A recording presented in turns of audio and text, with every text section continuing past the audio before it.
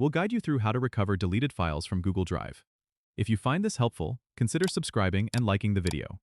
First, go to your Google Drive account using a web browser on your desktop. Once you're logged in, look for the Trash option in the left-hand menu. This is where all your deleted files are stored temporarily. Click on Trash to open it. You'll see a list of all the files you've deleted within the last 30 days. Browse through the list to find the file you want to recover. Once you've located the file, right-click on it and choose Restore from the drop-down menu.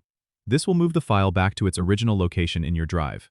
If you can't find your file in the trash, it might be because it's been more than 30 days since deletion, which means the file is permanently deleted and not recoverable through Google Drive.